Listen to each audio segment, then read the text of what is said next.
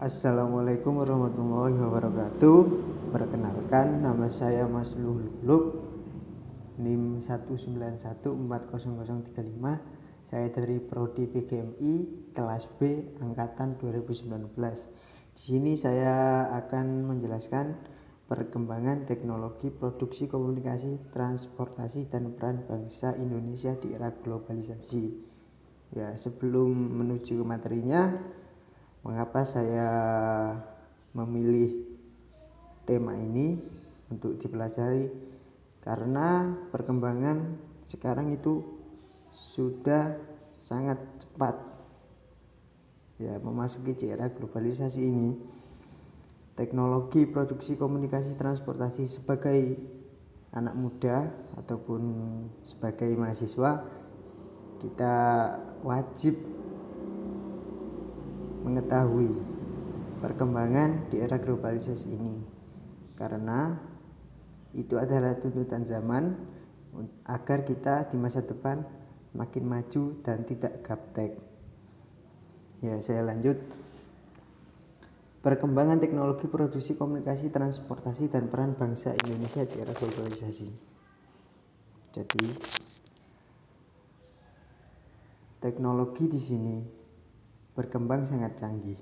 Kemudian produksi ini sudah memasuki revolusi industri 4.0 dan komunikasi bisa berkembang secara pesat. Ya, dimudahkanlah kita dalam berkomunikasi itu karena teknologi kita semakin maju. Kemudian transportasi sudah dimudahkan, akses kemana-mana dari akses darat, laut maupun udara. Dan apa peran bangsa Indonesia di era globalisasi ini? Jadi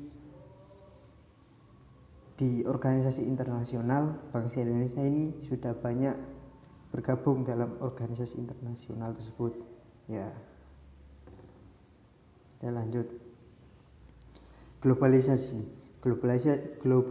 berasal dari kata globe yang berarti dunia dan isasi yang berarti proses. Jadi globalisasi adalah proses mendunia, di mana seolah-olah semua negara menjadi satu.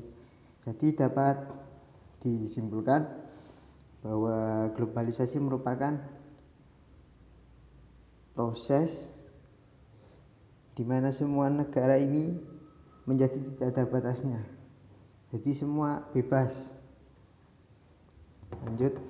Ya, dari globalisasi ini juga mempunyai dampak, yaitu globalisasi berpengaruh dalam segala aspek kehidupan manusia, diantaranya pengaruh dalam bidang ekonomi ditandai dengan bukanya pasar bebas, dan di bidang sosial dan budaya ditandai dengan perubahan perilaku masyarakat dalam kehidupan sehari-hari.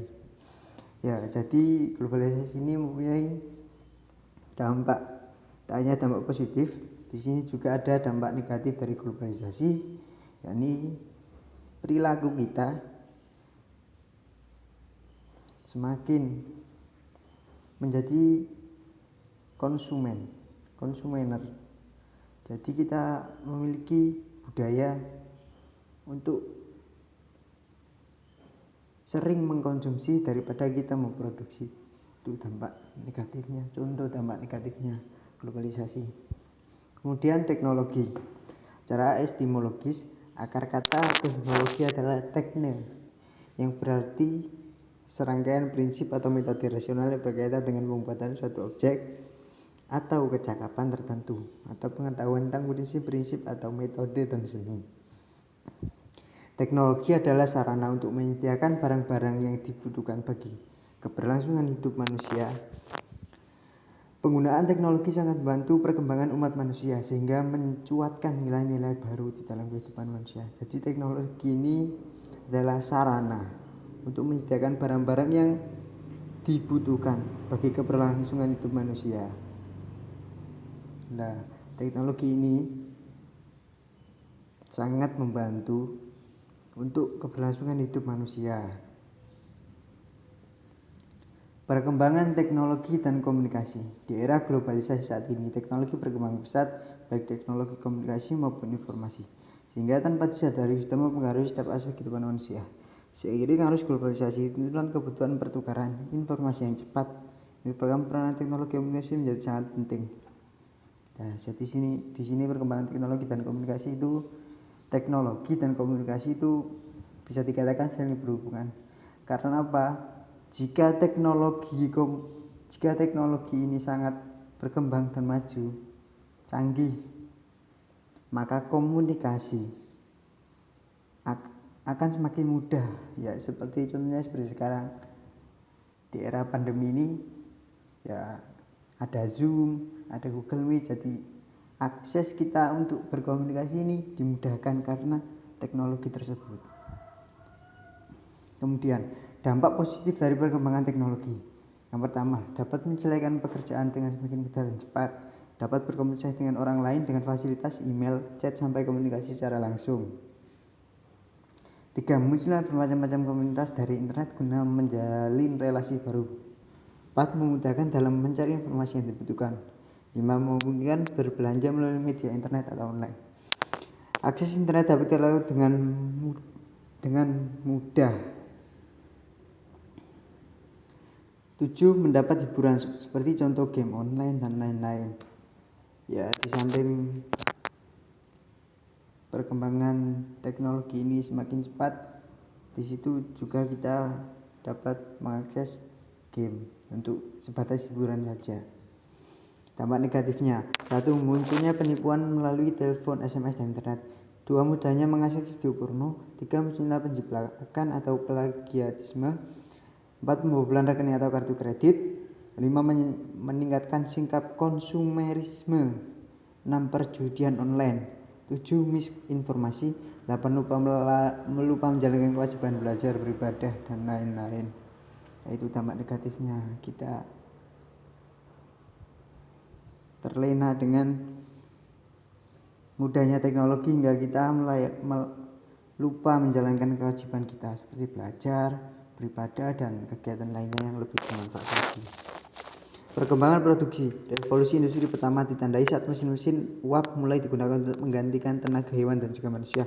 Konsep produksi massal menjadi penanda dimulai revolusi industri. Generasi kedua di mana energi listrik mulai dimanfaatkan, dan generasi ketiga ditandai dengan penggunaan teknologi otomatis dalam kegiatan industri.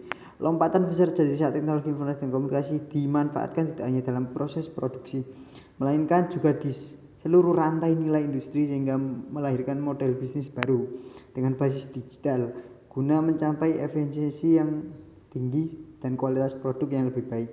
Inilah yang disebut dengan revolusi industri 4.0. Perkembangan transportasi. Perkembangan jasa transportasi dewasa ini sangat pesat.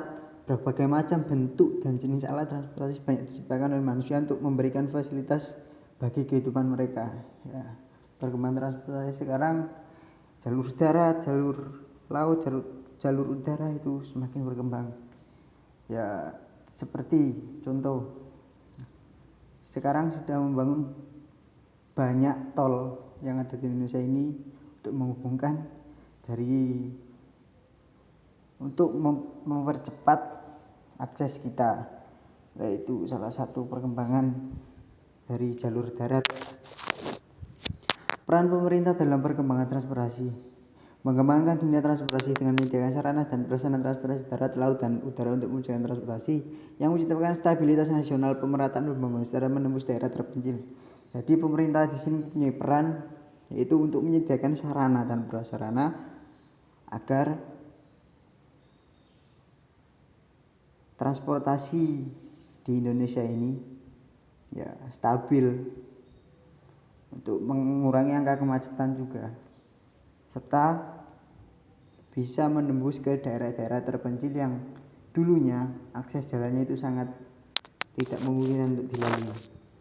Peran bangsa Indonesia dalam globalisasi. Pada era globalisasi, hubungan antar negara semakin erat ini diwujudkan dalam organisasi atau badan kerjasama internasional. Organisasi atau badan kerjasama tersebut merupakan upaya untuk lebih meningkatkan kerjasama antar negara. Nah, ini organisasi internasional diikuti Indonesia. Organisasi Kerjasama Ekonomi ASEAN, OPEC, ILO, WTO, AFTA, Organisasi Kerjasama Politik PBB, Konferensi Asia Afrika, Gerak Non-Blok, dan Organisasi Kerjasama Olahraga Olimpiade dan Asian Games. Ya, mungkin terima kasih. Wassalamualaikum warahmatullahi wabarakatuh.